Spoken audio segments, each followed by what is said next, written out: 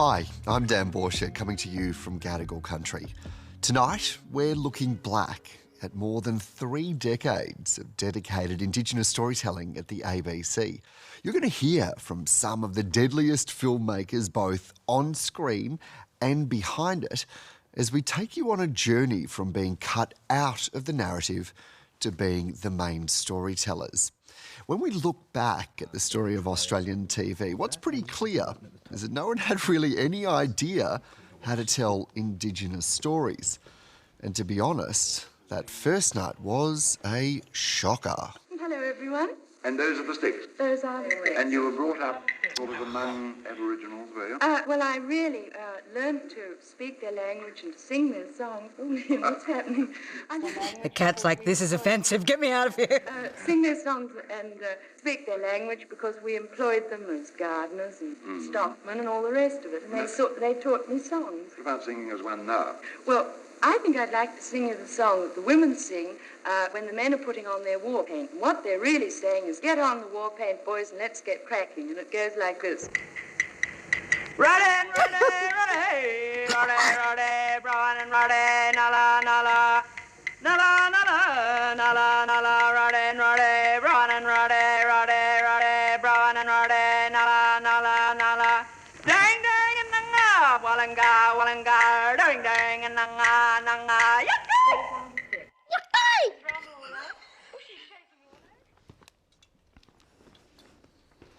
Yucky! That's interesting. I I don't think they could do that today. Wow. Wow. I did not know that. Of course, I was not born in 1956, but oh my goodness. Slightly insulted. Wow, what a shocker. I wish I could say that was a one-off, but as it would turn out, for the next 30 years, Indigenous Australians would remain in the shadows of the TV screens.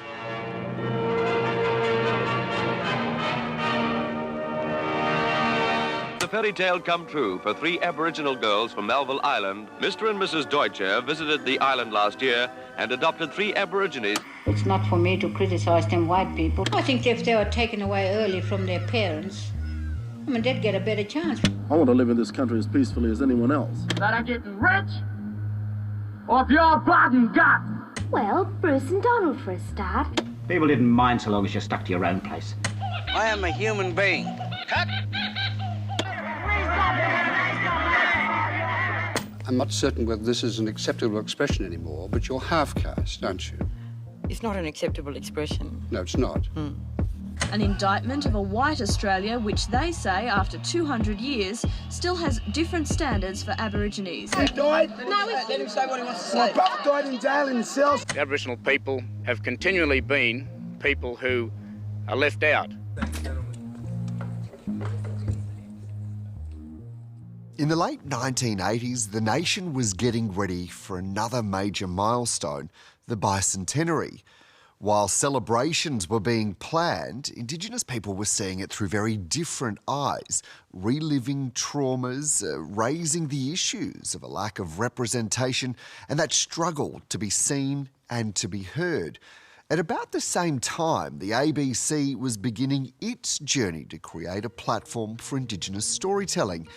This meant an increase in Indigenous news cadets right across the country. I was only 18 when I first started with the ABC. I just finished high school. It was an incredibly steep learning curve. It was the real early days of the ABC actually recruiting Indigenous reporters to try and bring diversity and, an Indigenous perspective into newsrooms. I was very familiar as a Yanyuwa Gadawa woman of storytelling and knowing in my language we call it Gujiga, the songlines, and the map and the story of our way of life. And to bring that into my role as a journalist felt quite natural. When I first started, there was Malandiri McCarthy, Aaron Pedersen, so many journos who have gone on to do incredible things either in the arts or in political life. So I thought I'd try some. Tis to be sure. Tis to be sure. I think I've got a deeper voice now. I had such a little... But I just can't remember doing this. Old West Australian become an earl. 30 years ago or something. Neither the new earl too keen to be interviewed or filmed today. Good to see I've got the same earrings and the hair hasn't changed though. While most other journos wanted to do the serious political stuff or the crime or the investigative piece, if I saw something that was a little bit sort of like weird or quirky, it was like, pick me.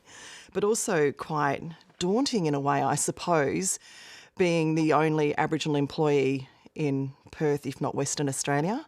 You get the whole what percentage are you or what part? I constantly felt like I had to flip out the family tree. Black deaths in custody. The Royal Commission into Aboriginal Deaths in Custody. That was one of my first major stories. And, you know, you were really dealing with the heartache of families who lost loved ones. I was working in Sydney at the time and was asked to prepare for the Commissioner Johnson's report coming down. That meant liaising with the Aboriginal families who had lost someone in the custody system and asking them would they be prepared to speak to us on the day that the recommendations came down. These were families across the nation, not just in Sydney alone, and I spoke with them wanting them to have confidence that we would handle the story with the greatest of respect. And on the morning that I came in to do the story, I was quite excited and nervous and all those things that you feel when you've got a big story in front of you. And I walked into the newsroom and was told that I wouldn't be doing the story and that I would produce or back up a senior reporter doing the story. The Commission concludes that Aboriginal people are the victims of racist policies. A team of reporters and producers from around the network compiled this special report. And of course I felt absolutely devastated, but I also felt like I'd also been used. And I think that's what hit the hardest, that had it not been for me being able to engage directly with First Nations families, that perhaps they may not have had as much success. And so I naturally was told, well, if you want to take it further, you can take it further, which I did. And I remember walking in there and, you know, and he started talking straight away as I sat down and I just listened. And when he finished, he realised I hadn't said anything. And, you know, and I said, have you finished? And he said, yes. And I said, you know, and I know that what has happened here is wrong. What you and others have done to me today is wrong. You know you would never have got these families had I not done that for us. And you know that that treatment that you have provided to me, as humiliating as it is and as hurtful as it is nothing to the pain that those families today will be experiencing for the justice they're seeking for the people that they love who've been taken from them. I said, and it's because of them that I'm going to do what you've asked me to do, and I'll produce this, and it will be the best story on any national bulletin tonight. But you'll never do this to me or any other First Nations person again. I cannot even begin to imagine something like happening today. It just breaches all kinds of protocols that should be followed.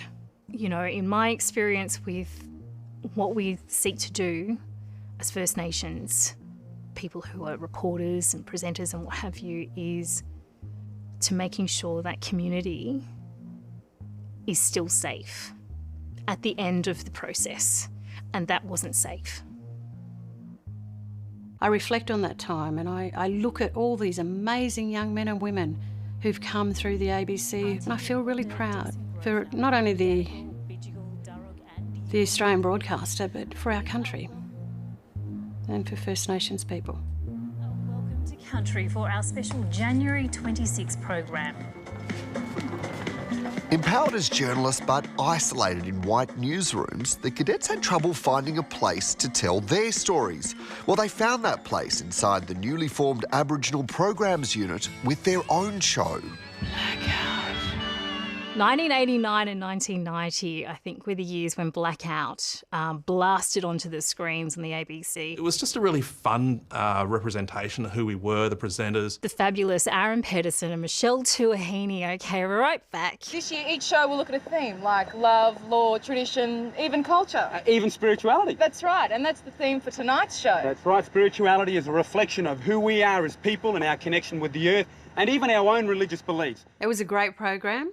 A program unit that brought together a lot of the Aboriginal Islander staff who were available at the time. So that we could have the space and the airtime to do the stories that wouldn't make it into the news, the 7:30 report or any of the other platforms, so that we could do, like, you know, the feature stories and the human interest and that kind of stuff. They've come from all over Australia to take on the legendary Aussie pipe here at Wreck Bay on the New South Wales South Coast. When I found out that there was a curry surfing competition, put my hand up straight away and wanted to do it, because I'd never come across that many Aboriginal surfers before.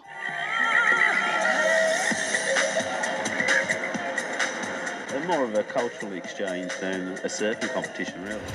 To be able to visit that community and see such a stunning coastal Aboriginal community hosting for me, it seemed like a world-class event. It was like an absolute highlight for me. Totally loved that story. I've still got a poster from it. The thing that means blackout is when it's a full-on black people, it's just all black. If you go to a do and someone says, hey, that was a blackout, you know that the majority of people there were black. You know? That's what a blackout is to me, not when your power gets cut off. It was very kind of young and very kind of invigorating. And of course, the 90s was all about pop culture. It was all about the clothes and the fashion and the music. Wendell Saylor caught up with Leah Purcell in Brisbane. Although she's a single mum, Leah still finds the time to write plays, perform and record her own music. All my other sisters, they're all good singers, but sort of the high range. And I was always this low thing in the background. I can do anything, I am strong, I am invincible, I am woman. Cool music video, hot Aboriginal woman, you know. And my hair was curls, that's where I was heading into my dreadlocks. Very young. I think my first performance when I was about 3 years old and I was playing the guitar. We were having a party at our place and I was singing Humpty Dumpty. It was one of those shows where you felt like you got a really well-rounded sense of what the key issues of the day were and some First Nations perspectives on those. There is no justice for Aboriginal people. They're looking for land rights and they haven't got human rights yet. It was basically as a kind of a pushback against the way we'd been depicted in the past. I think a lot of our mob had been depicted quite negatively in the news, and I think that this was a chance for us to kind of take that back. We knew we were perhaps reaching out and teaching Australians another way to see our people through our eyes. When I look at my son and I look into his eyes and I think the minute he was born, I knew he had old man eyes. I knew that he had a lot of wisdom in that face, and it was because of his grandfather, you know, and I could see the old people coming through him. And so we were bringing to the country, through the ABC, through Blackout, the hundreds of voices and the different thinking and the many songlines and stories. That was the richness and is the richness of this beautiful country we all call home. It's about complexity with who we are as a community, that there's a range of different people, different points of views, that we look different, you know. Like a lot of people say, oh, you don't look Aboriginal, and I say, well, you know, I am. I grew up with it. Yeah, it's just something that's inside. It's part of your spirituality. This is how I grew up. You didn't grow up with the people that I grew up with. I mean, I may not look like it, but my family's Aboriginal, so I'm Aboriginal too. We're just a part of the fabric of society, and we have something to say about anything that happens to Australia. And we're not just telling stories which are specifically necessarily First Nation stories. Like, we've got something to say about everything. I think they should do a Blackout again.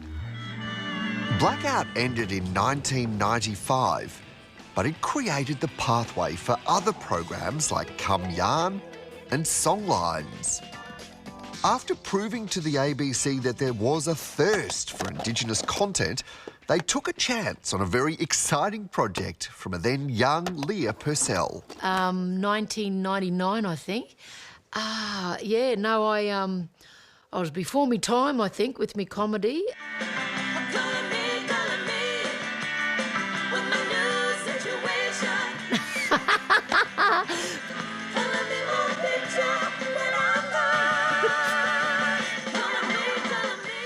Coloured in the pilot of a comedy. So there was Leslie Marler, sister from Innisfail, mate. She's unreal. You know, comic timing was amazing. Real serious. Cinderella. Of course, the wonderful Deb Mailman. More like Ginderella. Yeah, well, they're looking for a couple of ugly stepsisters. Leah and I have been friends forever. We've sort of grown up professionally with each other, you know, Murray girl from Cherbourg, you know, we found each other sort of crossing paths a lot in Brisbane. She had this idea about some girls who know each other, family, growing up, almost like house sharing. Oh, Flash, leg a lamb. So much for budgeting. When I first moved to Brisbane with my mate from preschool, and we got a flat and we couldn't afford red meat for 3 months because we lived on noodles and lettuce. You know, so Leah was absolutely writing from her experience, and it sort of resonated with me. It resonated with a lot of us. I was keeping true to who we were as blackfellas and how we go when we fight, and the support that the girls had for each other. Hey, what's wrong, bud? Audition. What? They wouldn't let you. Racist. Them industry bastards are so cruel. I'm rehearsing for the audition. Aboriginal characters within an urban setting, living like anyone else. Looking back at that writer then to where I am now, I've continued to always have that underlining issues that are affecting our community in my work. Butter, what if you get sent through tomorrow? I'll be all right, my little titter. All the boys are in. Dalo, Brendan, Fitzy, Uncle King Bombi. They watch my back.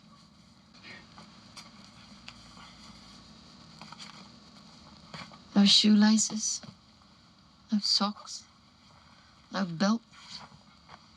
You big dot.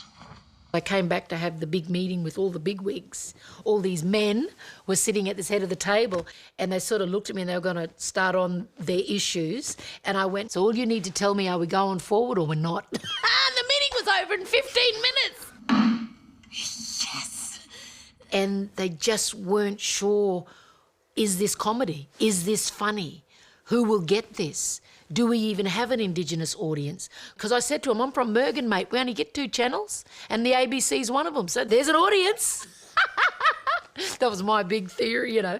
Oh, God, what a rat bag I am, eh? Because when I rung back, they said, oh, it's in an amber holding pattern. So I should ring them up and ask if I can have that set and go to green, I reckon. As that pilot was flashing amber, a new program was given the green light. It became the longest running show the unit has ever produced, airing for an astounding 14 seasons. There was a massive call out within the ABC for people to audition for this show called MessageStick. G'day, I'm Kelrick Martin, and welcome to MessageStick. It was a platform that allowed everyone else to show what was going on and what people were doing in communities and what those successes were, because no one else was showing that. Untold stories of incredible Aboriginal people around the country, regional and cities, and artists and sports persons. I had the opportunity to broadcast programs that were made by Ivan Sen and Warwick Thornton and Steve McGregor. While I was series producer, got to know a little bit about this New South Wales artist called Gordon Siren, and I loved his works. They were magical. He would do beautiful wildflower landscapes, but he would insert black fairies. I painted a black fairy, I suppose black fairies for Aboriginal children, not just for Aboriginal children, for the next generations, the next people coming,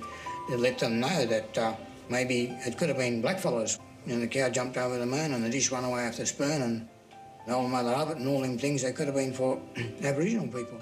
After the story went to air, he was so in love with what had been produced, and so he rang us up and said, I'd like to donate a painting. I was thinking it was going to be like a little painting that we'd hang in the office. And then he rocks up with this massive, absolutely stunning canvas artwork, which for many years hung in the main foyer area of the ABC. We didn't have a huge budget. It was really low budget. And we couldn't exactly travel to all these exotic locations around the country. So if we got a good location, we would make sure that we maximised it as much as possible. We did all of those headers, my introductions, down there in Botanic Gardens. And I'd have a rack of shirts. I'd do the first one. Hello and welcome to MessageStick. I'm Rachel Mazza. Change my lipstick, change the shirt, change the angle of the chair. Now the camera's facing this way, so it's looking at a different tree. Hi and welcome to MessageStick. I'm Rachel Mazza. I'm Rachel Mazza. I'm Rachel Mazza. It was running on the smell of an oily rag, and it's phenomenal. It's phenomenal what was achieved on that. Then have the end segment, which would either be like a glorious song or an amazing cooking segment. Prepare to have your taste buds tantalised. No, I remember this whole cooking show idea, and I was just like, what?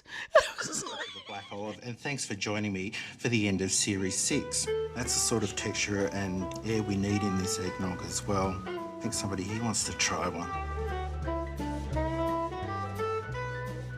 I interviewed some amazing people. Bob Mazza was one that I really am fond of. Australia needed a mirror to reflect all those things that were happening in this society. Dad had passed away while I was working at MessageStick. It was really wonderful to have Rachel approach me about helping her to tell her dad's story. It was the doco I needed to make for me and my family. So it's very personal.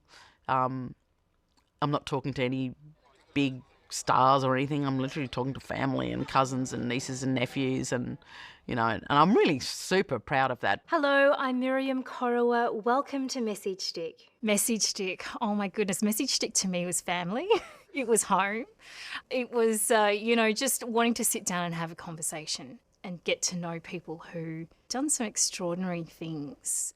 We had a lot of work going on behind the scenes in terms of establishing protocols. So, for instance, acknowledgements around images of people who have died and use of their voices. These sorts of protocols were all being developed in concert with the work that the team at MessageStick was doing. I do recall that we used to get quite a lot of responses from community whenever stories would go out, and inevitably they would be completely positive about the experience, about the way we treated them, not only just on set and when we were filming, but also the way the story turned out. That was one of the beautiful things about the way that MessageStick went about its business. We spent time in community to be with community and to listen to community, not just to get something from community.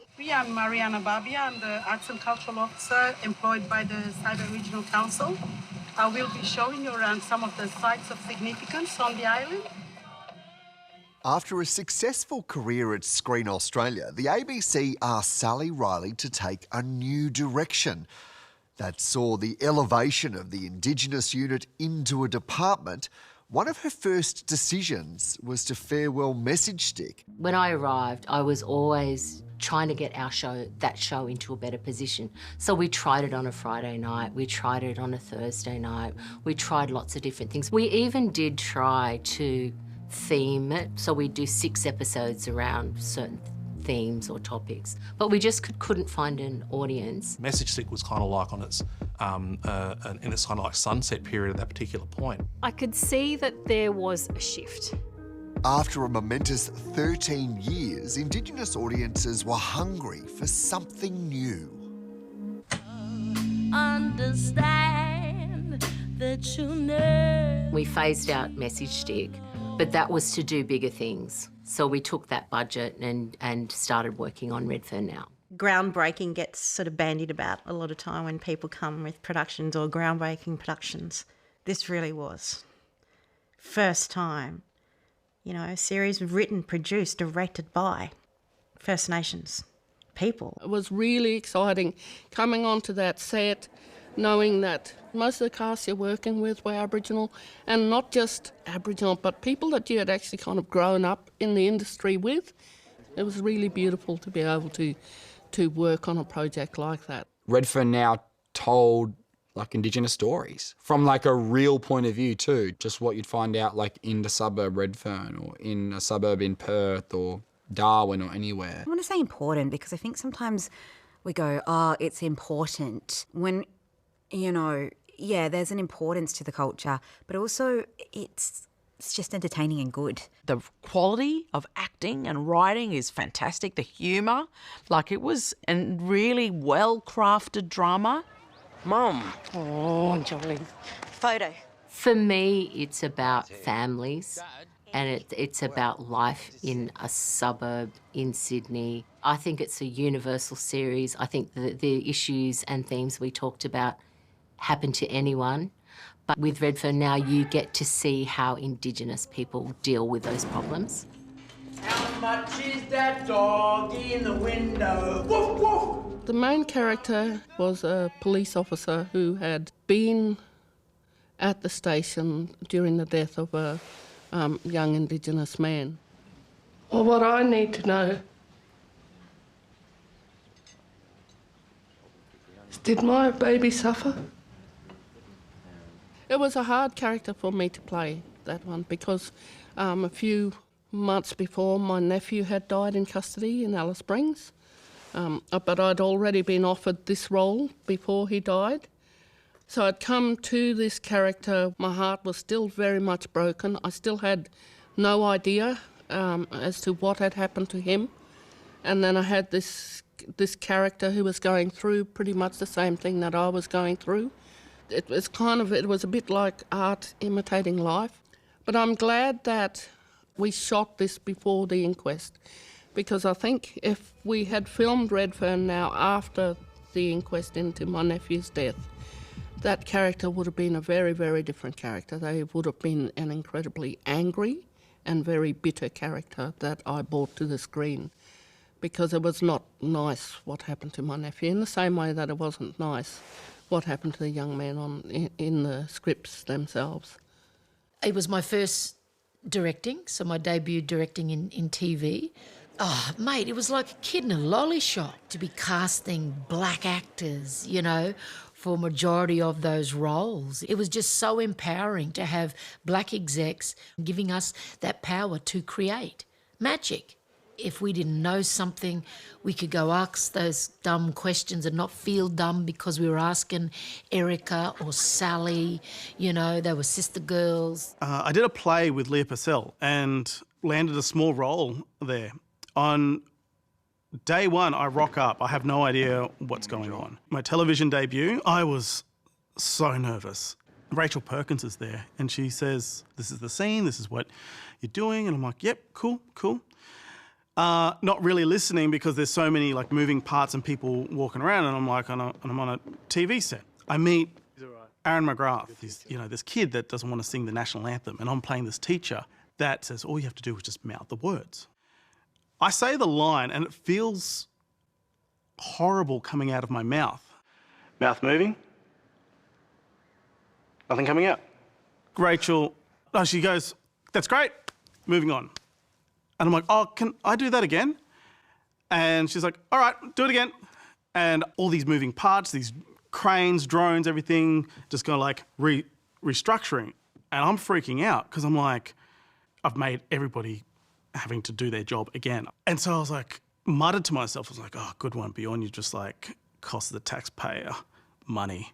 I didn't know it was mic'd. And Rachel heard it on the other side of the room. Yeah, that's like $50 a shot. And I'm like, oh my God, like. Good girl. Amy, Dad's here, honey. Daddy! Hey. It made me, as an Aboriginal person, as an Aboriginal writer, feel like I felt like the world was my oyster watching that. It was like, wow, I could do that too. And that, you know, maybe my stories were important. I was pretty close to the community at Redfern. Some people loved it. Some people were like not happy about it. They didn't feel that it reflected them. And there would definitely see episodes where you went, we've gone there again. The tropes were in there. How we talk about the complexity of the experience of being blackfellas here now on this planet today in all its complexity, without shirking around the whole story. So how do you deal with the full complexity in a way, from our perspective, that ultimately speaks to our strength and our resilience? After months of filming in the suburb of Redfern, the only way to launch was with a massive community celebration right where it was filmed. We did this big launch down at the block in Redfern. Something like 3,000 people came. Richard Glover came and did his afternoon show from there and had all these guests on, like Leah Purcell and Rachel Perkins were co-hosting with him. We had musical entertainment. The Tribal Warrior guys put on a sausage sizzle. We had ice creams for the kids. We had this massive blow-up screen and we had an elders tent up the back. Like it was amazing and it was just the best feeling. The most outstanding drama series for 2013. Redfern Now. Redfern Now debuted in 2012 And it was just all blackfellas on this table, like Darren Dunlap right at the front. We just had a ball and we were going over and talking to everyone like, you know, like the stars of television. Indigenous writers, actors and blackfellas are suddenly on prime time. It had a big impact within the ABC too. I think that people went, oh, hello, that's what they've been doing over there in that little department. I got the feeling when I came back into the building after that, the whole of the ABC felt like they owned that show. Everyone was so proud of it, and that was a really great feeling. The extraordinary success of Redfern Now created the credibility to tell news stories that were fun, cheeky, controversial, and ultimately sent shockwaves through Australian pop culture. We decided we would do a sketch show, and that sketch show turned out to be black comedy. Black comedy's great. Some of the most funniest sort of time I've had working on any show. And just sort of poking fun at not just, you know, the broader Australia, but also ourselves as blackfellas. You can't go around spearing people in the leg. That's your problem right there, Sarge. You're too busy slapping people on the wrist when you should be slapping them on the arse. People just going, what is this? This is like, I think the absurdity of it, but also how far we pushed that comedy. You've been growing up proper big since I seen you last. I saw you last week. Yeah, but you know how long a week in blackfella time is proper long. You're not Murray. I got to meet Brooke Satchwell before we started. I was like just dying inside going, oh my God, you are portraying every white girlfriend that comes into the mob and really embraces the black culture. Yeah, you want to love it, otherwise you'll be getting it. And so part of that process of black comedy was to find people who thought they were funny.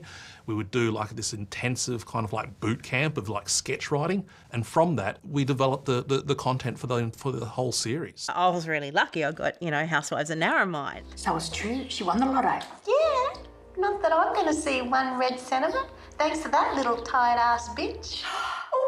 But I don't think we really knew what we were doing until we started doing it. It's like, keep doing that, keep doing that. So just little things like that that just you were able to exaggerate. You slut. What slut? I heard you've been going around town telling lies about me.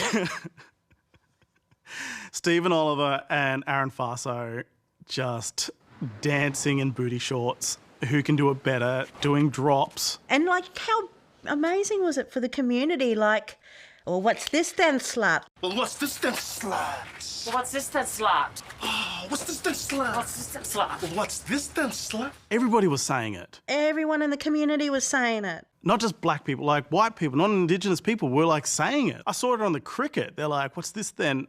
And then but they don't say slut because you can't say that. I don't know if I'm allowed to say this. What's this then, slut? There was a bit of Murray humour that just like got folded into the Australian lexicon. That's a big word for me. Excuse me, you've parked in my spot. It's a cultural thing. It's cultural? No, you see, this is a disabled parking spot. I had to park all the way over there. Yeah, but I'm Aboriginal, so it doesn't really apply to me. Yeah, but I am disabled. cultural excuse girl who just made people do whatever she wanted by using her Aboriginal card, and she was a massive arsehole. And the whole point of it was that she was an arsehole, and I would use tropes that you would see men do in like sitcoms. So one of those was she wants to have sex with her boyfriend. She like badgers him for sex and then guilts him into it. It's a cultural thing. We have to have sex for cultural reasons. Really? I don't think that sounds right. No, it is. It's Natal Week. Which is like definitely problematic, but it's meant to be. All of her work has that political undertone, or not even undertone, like full-on political, theme to it. I've got a headache. It is throbbing, it's pounding. Can we just... You don't want to be a racist, do you? It's not something that we haven't seen before. I've just got a fat black woman this time being the person that usually sees a white man. Looking at tropes that we see of female sexuality in our media, which are really limiting, not just to black women or big women or small women, just to women in general. I was playing a lot on that at my time at Black Comedy, especially in that first season. I still am like a bigger girl, but I was a bit bigger then. So that idea of then sexualizing myself in a way that was empowering to me, and then playing on those tropes that we see, and also trying to be the teller of the joke, not the butt of it. When I ask you to do something, I expect you to do it proper. Remember, always was, always will be Auntie Mary's. That was so much fun doing the aunties, the skit with that undercurrent of The Godfather, Auntie Mary and Auntie Joycey run the Welcome to Country, and competition is fierce. Like, just really fabulous. We were trying to outdo one another, Not saying that we've heard aunties do that.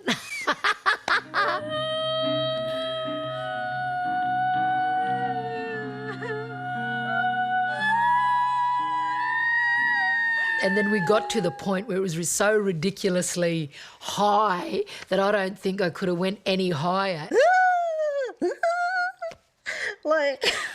We just cracked up, and I said, I think that's our octave range there. One of my favourite sketch shows that I wrote with Nakia was about Ernie Dingo getting stuck at Uluru.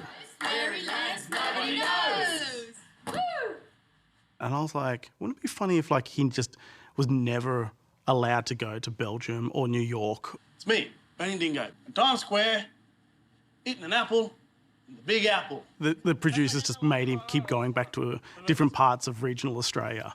And so I got to do this caricature of Ernie Dingo having a meltdown in the production office of why he can't go to New York, he has to go to Uluru. You only want to send me to black places where black people are. Oh, that is totally inappropriate.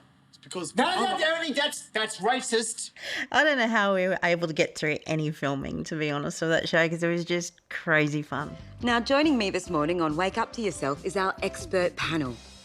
Earlier this week, beloved Aboriginal man Uncle Stevie in a press conference referred to white people as white c***s. The news show, Wake Up to Yourself, that was coming off the back of all of the racist morning TV show shit that was getting put on air. Can you believe that you had people advocating for a stolen generation? Well, I know a lot of white people. Warm, kind white people. And I say this with a lot of love, but white people are c***s. And people got really offended. Maybe having an all-white panel talking about, let's say, the stolen generation and real serious Aboriginal issues is offensive to blackfellas. The stolen generation not only ruined lives, it took lives. It destroyed communities. It was one of the biggest human rights crimes that our country is only starting to acknowledge and move past. And so we do a joke of it where we parody it. Can we see where these people are coming from and why they might be hurt or why they might think these thoughts are a little bit racist?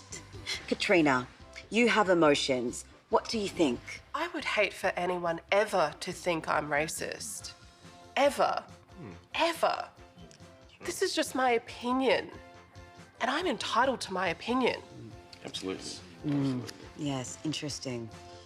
The age-old question, are white people c***s? Sometimes offence is needed for people to wake up to themselves. Did not intend to come back and say that, but I did. But overall, people loved it. It wasn't apologetic about being very black. There was so much pride in it. I don't think any of us knew that it was going to hit that big and just be so popular. There's been a significant proportion of those guys who are now involved in the industry. So it's not just about the content, but it's about what happens behind the camera as well, which is so important to what we do. After success in drama and the resurrection of sketch comedy, the sky was the limit of what was possible next. That prompted a huge outflow of ideas that would ultimately become shows under Sally Riley. It's always about, okay, what area, what genre are we not working in? And then you'd go, okay, we need to do comedy.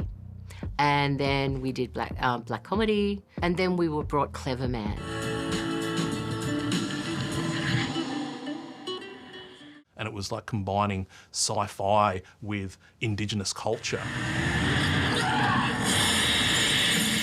So it's always about finding those, you know, oh, we haven't done a sitcom yet, or we haven't done a narrative comedy. So it's always about that. It's always about like, okay, where else can we, what other genre can we colonise, right?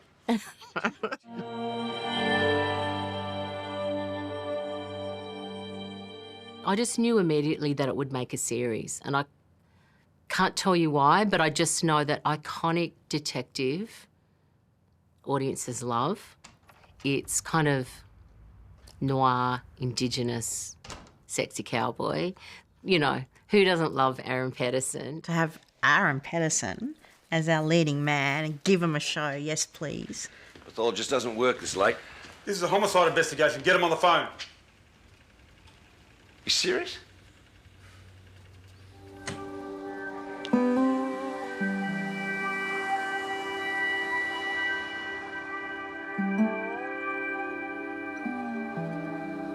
It's one of my favourite shows, The Gods of Wheat Street. It was about a family struggling. It had magic realism in it. It was very broad audience. Still to this day, people still ask me about The Gods of Wheat Street. People just loved it. It just really tapped a nerve, I think. So what do you want? You never come back without a reason. Last time you were here, everything went to hell. So what'd you come back to tell me? What the fuck?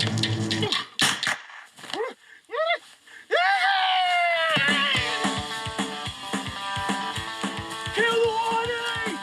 Welcome to HMM. The thing about HMM is that it's not really fiction.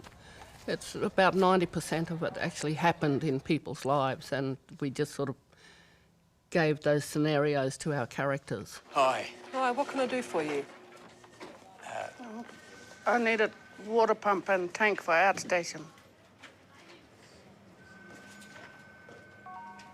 Lola would like to apply for some funding through the Water for Communities scheme for a water pump and tank for her husband's outstation. Oh, that's what you meant. I'm afraid there's no funding left to be buying assets. What, you're telling me $5 million has already been spent? No, I'm telling you that there's no money to buy assets. There is money to buy bottled water. You might as well just be pouring money down the drain. Sir, if you aren't happy to talk to me in a reasonable manner, I am going to have to ask you to leave. Fine, don't worry, we're going. Come on, Lola. Like, I needed Flash White fella get me kick out. Lola? I can do that myself. Please feel free to take some water as you leave. Comedy, I think, at times, it can address the really hard topics that you have to bring to the screen, and it brings those topics to the screen in a way that is accessible and doesn't put blame on people, but rather people can learn about very serious subjects in a light-hearted manner. Preppers is a half-hour narrative comedy series about a mismatched group of Aboriginal doomsday preppers. Preppers? We're a self-sufficient community prepping for the end of the world. Like Armageddon. Armageddon ready for anything. Aboriginal people survived the apocalypse when, you know, Australia got invaded in 1788. So it's kind of based on this idea of colonise me once, shame on you, colonise me twice, shame on me. We're all trying to survive something, Charlie. But it's all about, you know, kind of survival and like what it is to create a future. What I love about seeing all those different programs and stories is I never once think, isn't it good this is a Aboriginal and Torres Strait Islander program anymore? I always think, did I really like that? Or what about, that's I don't know about that character and how did I feel coming out from watching that? And I think that shows we've come a long way. ABC Indigenous then continued to reinvest in the talent it had developed and the projects they felt passionate about, bringing over 40 programs to Australian audiences, including scripted genres, documentaries, panel discussions, short films and animation. The department also stepped into the online space where web series allowed young Indigenous filmmakers the chance to develop their careers and test unconventional ideas. No longer constrained by mainstream TV, these shows found younger, more passionate audiences.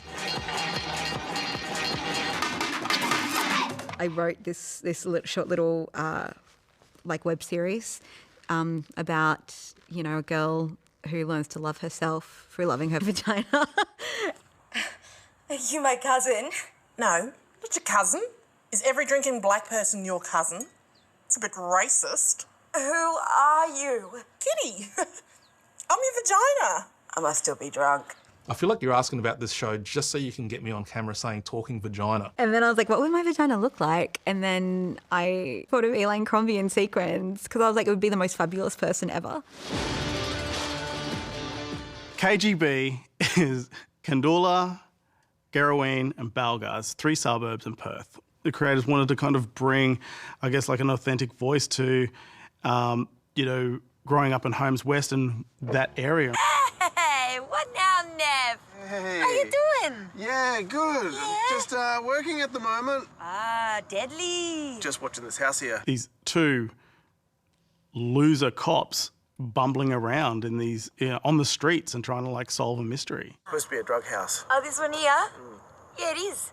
Oh, what'd you go in there for? Well, I was just getting my weekly.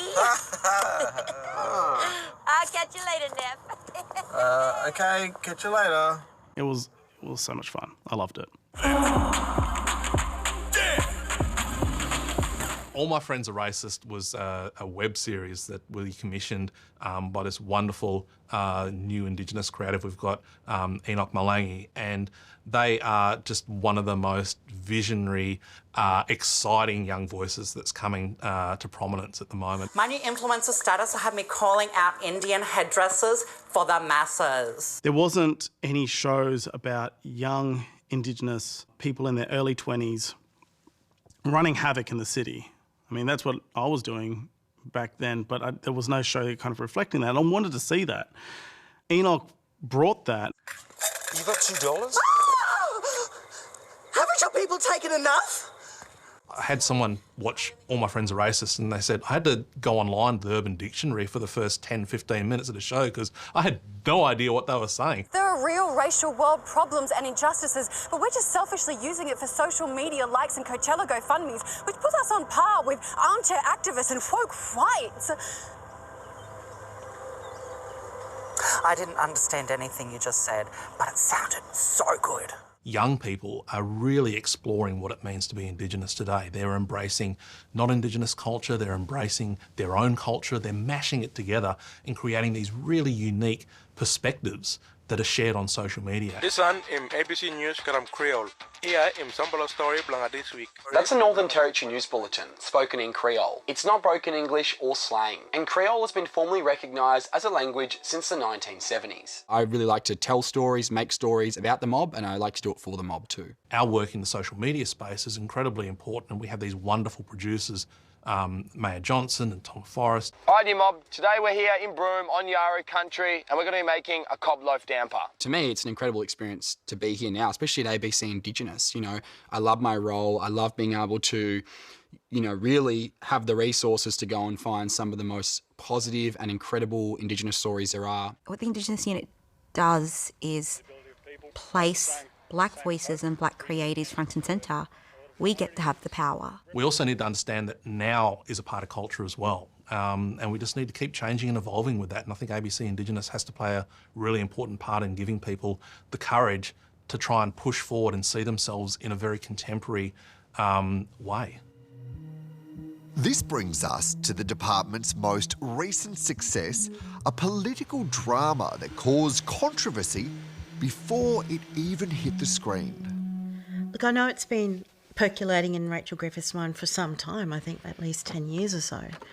She had to take it to Blackfella Films. Rachel Griffiths and Darren Dale got together and she said, I've got a show for you. It's about a black woman who gets helicoptered into Parliament and it's called Black Bitch. And Darren Dale goes, and then he comes over to me and I'm like, yes, I'm in, yes. The ABC didn't love that name. And we got a bit of a pounding on Facebook from some Indigenous women. We kind of bowed to the pressure and changed it to Total Control.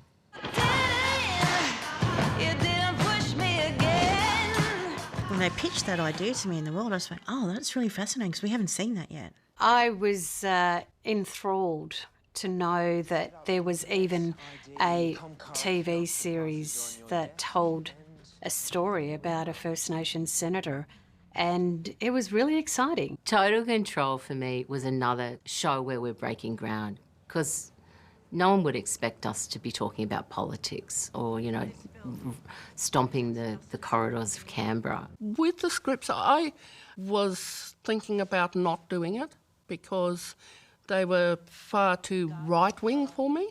I didn't like what Deb's character was saying in it. I didn't agree with it. So I had thought about not doing it at all. But then they sent me another draft of the script later on. I was like, OK, actually I can work with this. She reminds me a lot of the black women I know and love. Like, you know, she reminds me of my mum. We wanted her to have scars. We wanted her to have trauma, as every good character does. I love in the first season how they have her kind of having a one-night stand with a stranger. Like, she's all of these things that as an Aboriginal woman you're told not to be. Struggling with her own cultural challenges and family kinship and concerns for where she came from. And it's not too dissimilar, I'm sure, from many First Nations politicians. I say we go to court. I have the PM's word. You've been brainwashed, girl. We don't trust you. We need to talk. You're one of them now. We were able to kind of portray her as this particular person who isn't afraid to be called out, who isn't afraid to stand up for what's important, and isn't afraid to kind of stand up to a system that has kind of been, you know, imposed on us for, you know, for hundreds of years. Deb Mailman, I couldn't believe it was like her first leading role. Like, honestly, because in my head, Deb Mailman is the lead. Like, she's main character energy just in life. Thank you, Nikhil. It was the creme de la creme of Indigenous actors. All of these Aboriginal actors that have done amazing work individually or, you know, with each other, but then suddenly they're all brought onto the same show. And also to be able to be in a show where you are supporting an Indigenous lead in a TV series, it's a real honour to be able to go, hey, I'm here for you. I'm going to do everything I possibly can to ensure that your show is the best that it can be. And Deborah Mailman's amazing. She's, you know, she really is the queen. You know, she's my favourite. She's my favourite, Alex Irving. We've come a long way, but it's been a challenging journey fighting for every second of airtime. Getting here is an achievement, but where to next? Let's hear from those who got us to this moment. It's interesting when I talk to my children or the younger generation because this is kind of normal for them, you know, to have all of these faces on the screens and actors, you know, Aboriginal actors from all different backgrounds and different ages is normal. They've grown up with that. But I didn't. And so when I go, oh, wow, look at that, my kid's like, what are you on about, Mum? And it's like they don't understand that this fight and this struggle to get us to where we are today was actually quite hard. It was a really, really hard fight to get us here. So the others have got an easy, a bit more of an easier journey to travel, and that's a beautiful thing. I think that's part of our dreaming on a big national scale. My aunt believes we were meant to go through these initiations of hard times to build strength and resilience, and to move forward. The demand for Indigenous content is so strong at the moment. Indigenous storytelling is not just here in Australia, but globally. First Nation storytelling is becoming incredibly desirable. It's not just about who we've got there now, but it's about the next generation of storytellers. Who's going to be the one to tell these stories in 10, 15, 20 years' time? I want to see black faces on television every night, not just in NAIDOC week, and not just on special occasions. And I think we're getting there. I don't think you've seen the best of Aboriginal filmmakers yet. That will not come until we get to a point where we are no longer catering to the sensitivities of non-Indigenous people or non-Indigenous audiences. Right now, we're still making films where we're catering, it might be too much for a non-Indigenous audience to handle. But we will come to a point one day where that is not even a factor in the way that we are writing or presenting stories. And then when that time comes, you will see the absolute best of Indigenous filmmakers. In terms of how we tell those stories and what way we tell those stories, it's endless. And it's going to be really exciting to see what comes. Our Indigenous stories are the future. Our dreamings will never stop. As long as there is blood in our veins, air in our lungs, our heart still beats, our stories will live. Our heart still beats, our stories will live.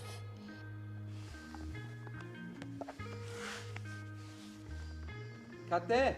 Thank you. Let's bring Slate in. Tail Slate now.